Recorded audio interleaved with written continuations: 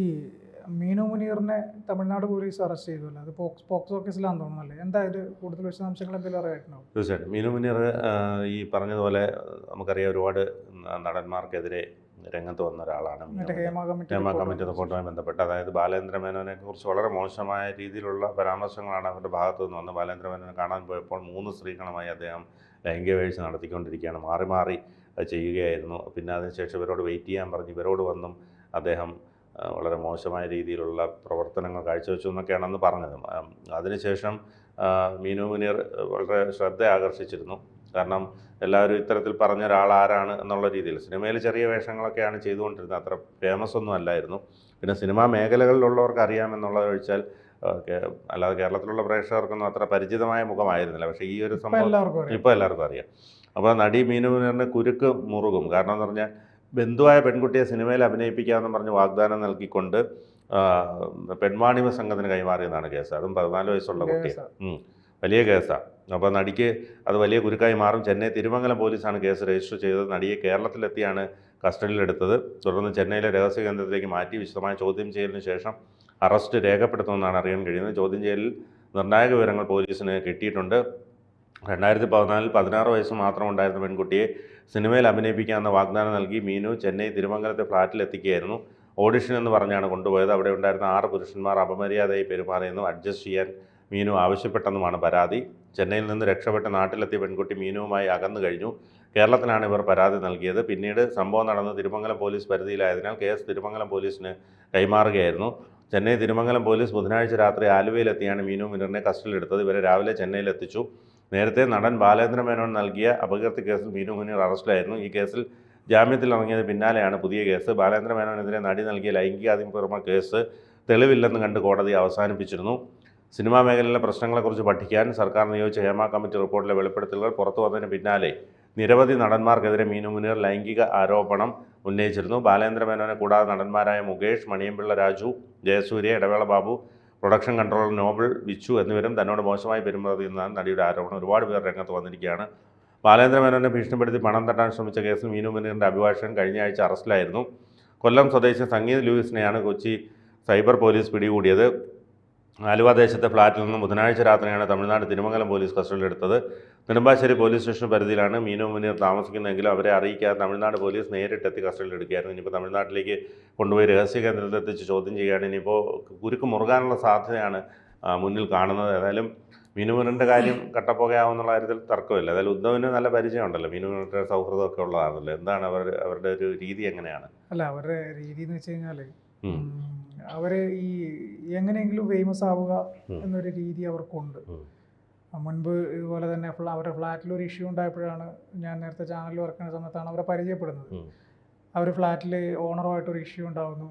ഓണറുമായിട്ട് issue ഉണ്ടാകുമ്പം അത് shoot ചെയ്തിട്ട് അവർ മാധ്യമങ്ങൾക്കെല്ലാം അയച്ചു തരുന്നു.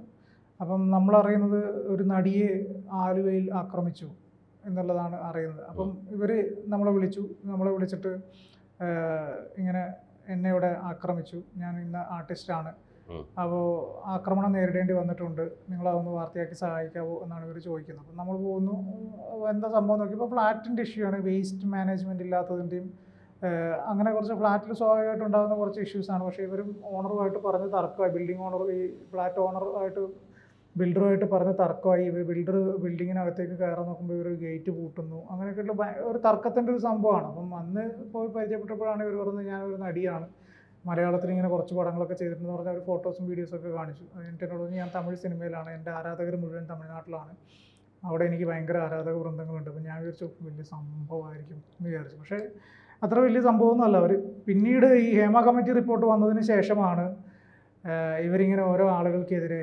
ജയസൂര്യ, ബാലേന്ദ്ര മേനോൻ, കലാഭവൻ മണി, മുകേഷ്, അങ്ങനെ പല ആളുകളുടെ പേര് പറയുന്നത്. ഇപ്പം ബിൻചേട്ടൻ അവരുടെ അടുത്ത് പോയിട്ട് ചോദിക്കുകയാണെങ്കിൽ, ഒരു വാർത്ത എടുക്കാൻ പോവുകയാണെങ്കിൽ അവർ പുതിയ ഒരാളുടെ പേര് പറയും. അങ്ങനെയാണ് അവസാന ഘട്ടത്തിൽ മണിച്ചേട്ടൻ്റെ പേരൊക്കെ വന്നത്. മണിച്ചേട്ടൻ്റെ അടുത്ത് ജാഫർ ഇടുക്കി കൊണ്ടുപോയി, ജാഫർ ഇടുക്കി പ്രോഗ്രാമുമായി ബന്ധപ്പെട്ടിട്ട് കൊണ്ടുപോയ സമയത്ത് ഇങ്ങനെയാണ് പെരുമാറിയത്. എന്നിട്ട് ഇവർക്ക് ബോംബെയിൽ ഒരുമിച്ചൊരു പ്രോഗ്രാം ഉണ്ടായിരുന്നു. മണിച്ചേട്ടന് ഞാൻ അഡ്ജസ്റ്റ് ചെയ്ത് കൊടുക്കാത്തതുകൊണ്ട് മണിച്ചേട്ടൻ എൻ്റെ പ്രോഗ്രാം കട്ട് ചെയ്തു. എന്നിട്ട് തിരിച്ച് ഞാൻ ഇങ്ങോട്ട് വന്നത് എൻ്റെ സ്വന്തം ചിലവിലാണ് വന്നത്, പ്രോഗ്രാം തീരുന്നതിന് മുമ്പ് വന്നു എന്നൊക്കെ പറഞ്ഞിട്ട് ഇവർ എനിക്ക് തന്നൊരു വൈറ്റ് ഉണ്ട്. ആ വൈറ്റാണ് പലരും എടുത്ത് കൊടുത്തത്. അപ്പോൾ അങ്ങനെ പല ഘട്ടങ്ങളിൽ പറയുമ്പോഴും ഇവർ പറയുന്ന പല കാര്യങ്ങൾക്കും വിശ്വാസ്യത വളരെ കുറവാണ്. കാരണം അവർ പറയുന്നത് അങ്ങോട്ടും ഇങ്ങോട്ടും ഒരു മാച്ച് ആവാത്ത രീതിയിലാണ് ഇവരുടെ മൊഴികളെല്ലാം. അപ്പോൾ ഇവർ ഈ ജയസൂര്യ മറ്റേ സെക്രട്ടേറിയറ്റിനകത്ത് വെച്ച് നടക്കുന്ന ഷൂട്ടിനിടയിൽ ബാത്റൂമിൽ പോകുന്ന സമയത്ത് കെട്ടിപ്പിടിച്ചു, ഉമ്മ വെച്ചോട്ടെ എന്ന് ചോദിച്ച് ചുണ്ടിൽ കടിച്ചു എന്നൊക്കെ പറഞ്ഞിട്ടുള്ളൊരു സാധനമുണ്ട്. അപ്പോൾ അതൊക്കെ അന്നേ തന്നെ ആളുകൾക്ക്, ജനങ്ങൾക്ക് ഒരുവിധം ഈ പറയുമ്പോൾ മനസ്സിലാവുമല്ലോ. അപ്പോൾ ഇപ്പം നമ്മളെക്കുറിച്ചാണെങ്കിൽ പോലും ഒരു ആരോപണം പറയുമ്പോൾ ആ ആരോപണം പറയുന്നയാളുടെ സംസാരത്തിൽ നിന്ന് നമുക്ക് ഒരുവിധം കാര്യങ്ങൾ മനസ്സിലാവും. അതായത് ഇവർ പറയുന്നതിൽ സത്യസന്ധതയുണ്ടോ അല്ലെങ്കിൽ മിസ്മാച്ച് വരുമ്പോൾ നമുക്ക് പെട്ടെന്ന് കാര്യം മനസ്സിലാവും. അപ്പോൾ അവരന്ന് പറഞ്ഞ സാധനങ്ങളിൽ തന്നെ പലതും മിസ്മാച്ച് വരുന്നുണ്ടായിരുന്നു അവരുടെ മൊഴികളെല്ലാം. അത് കഴിഞ്ഞ് പിന്നീട് കുറച്ച് നാളുകൾക്ക് ശേഷമാണ് ഈ ഒരു പെൺകുട്ടിയെ ഇവരുടെ ഒരു ബന്ധുവായിട്ടുള്ള ഒരു പെൺകുട്ടിയെ തമിഴ്നാട്ടിൽ സിനിമയിൽ അഭിനയിപ്പിക്കാമെന്ന് പറഞ്ഞ് കൊണ്ടുപോയതിന് ശേഷം അവരവിടെ പലർക്കും കാഴ്ചവെച്ചു, സിനിമയിൽ അഭിനയിപ്പിച്ചില്ല, പെൺകുട്ടി പിന്നെ അവിടെ നിന്ന് രക്ഷപ്പെട്ട് നാട്ടിലേക്ക് വന്നു എന്ന് പറഞ്ഞിട്ടൊരു കേസ് അവർക്കെതിരെ ഇവിടെ വരുന്നത്. ഒരു പോക്സോ കേസാണ്, 14 വയസ്സേ ഉള്ളൂ. അപ്പോൾ അതിനുശേഷം ഞാനിവരെ ചെന്ന് കണ്ടിരുന്നു. ഞാൻ ചോദിച്ചത് എന്താണ് സംഭവം, നിങ്ങളുടെ പേരിലൊരു പോക്സോ കേസ് ഉണ്ടല്ലോ, എന്താണ് അതിൻ്റെ കാരണങ്ങൾ, നിങ്ങൾക്ക് പറയാനുള്ള എന്താണെന്ന് ചോദിച്ചു. പറഞ്ഞു അത് എൻ്റെ വീട്ടിൽ താമസിച്ച് വളർന്നൊരു പെൺകുട്ടിയാണ്, ഞങ്ങളുടെ ബന്ധത്തിൽ റിലേഷനിലുള്ളൊരു പെൺകുട്ടിയാണ്. അപ്പോൾ ആ പെൺകുട്ടി ഞങ്ങളുടെ താമസിച്ച് നന്നായിട്ട് ഡാൻസൊക്കെ കളിക്കുന്നൊരു കുട്ടിയാണ്. അപ്പം ആ കുട്ടിക്ക് സിനിമയിൽ അഭിനയിക്കണമെന്ന് ഭയങ്കര ആഗ്രഹമാണ്. അപ്പം ഈ കുട്ടി എൻ്റെ കൂടെ ചെന്നൈയിലാണ് ഉണ്ടായിരുന്നത്. ചെന്നൈയിൽ എന്നെ കാണാൻ പല ആളുകളും വരുമ്പം ഈ കുട്ടി അവരിൽ ചില ആളുകളായിട്ട് സംസാരിക്കാറുണ്ട്. അപ്പോൾ അവരോട് തന്നെ അഭിനയിക്കണം എന്നൊക്കെ പറയാറുണ്ട്. അങ്ങനെ ഞാൻ അവിടെ കൊണ്ടുപോയി താമസിപ്പിച്ച് അഭിനയിപ്പിക്കാനുള്ള 1-2 ഇതൊക്കെ റെഡിയാക്കി വന്ന് അങ്ങനെ ചെയ്തു എന്നല്ലാതെ ഞാൻ കൊണ്ടുപോയിട്ട് ആർക്കും കാഴ്ചവെക്കുകയോ അങ്ങനത്തെ ഒരു സംഭവം ഉണ്ടായിട്ടില്ല. പിന്നീട് അവർ നാട്ടിൽ വന്നു, ഇത്രയും വർഷമായിട്ട് അവർ ഒന്നും പറയാനുണ്ടായില്ല. 2014 കണ്ടാണ് ഈ സംഭവം നടക്കുന്നത്.